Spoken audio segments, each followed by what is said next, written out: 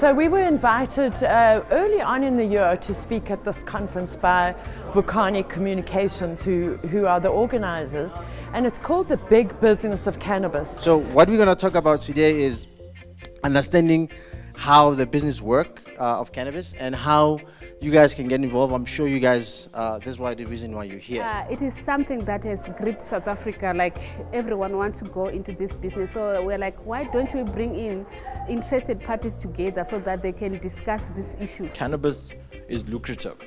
And for an economy like South Africa, where we have huge plots of land available, cannabis can meet the international demand. Cannabis is quite a fascinating plant. It has multiple medical benefits, agricultural benefits, construction benefits. It even can be applied to the biofuel industry, biodegradable plastics. It can be made into hempcrete. Its uses to the economy as a whole is infinite.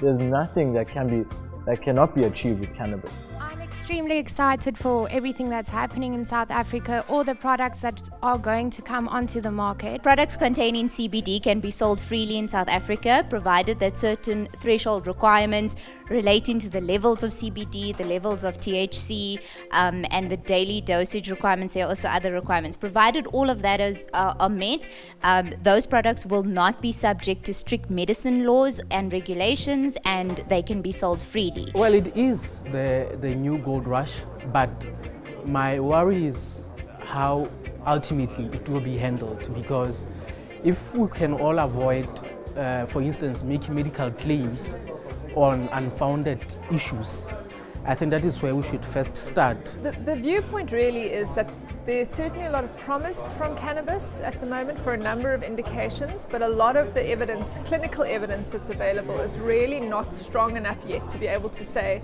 it is effective and it is safe. And those are the two key things that we look at. Most of the people in the country are really pessimistic. There's a few people are a little bit optimistic. You need to be realistic.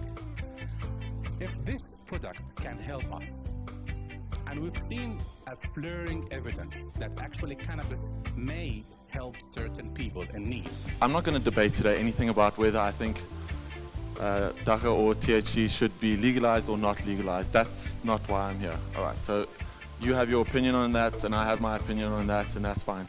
Nobody around the world wants to develop a cognitive test because it's your 10 to 15 rand hardware that you need to sell to schools and companies. This industry is at infancy in South Africa, in actual fact, globally. And yet, with all the growers that we have in a country that are actually growing, if we take that and we give it to multinationals, as it seems as the current model that the government is following, we risk the fact of not creating any meaningful employment at all.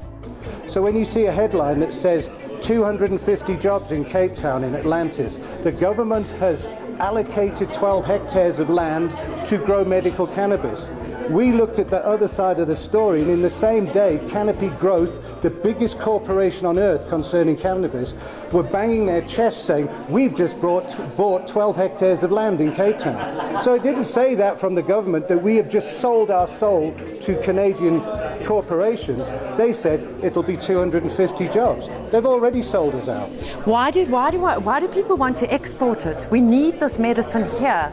If we have enough for South Africa, then we share with our neighbors in Southern Africa. So government cannot at all, in the interest of the country, become referees and players in the industry. They must allow other parties to become part of it so that our communities could develop with cannabis going forward.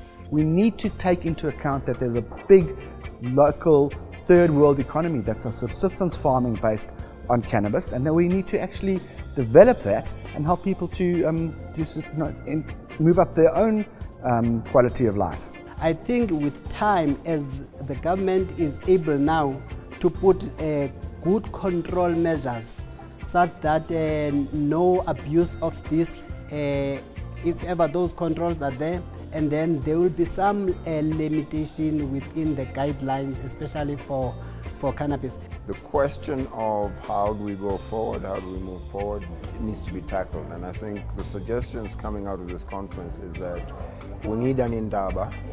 We need an indaba that focuses on conscientizing people, all sectors of society, as to the benefits of cannabis and how it is used. And from the reviews that we got, people were very much, are still very much interested in the presentations.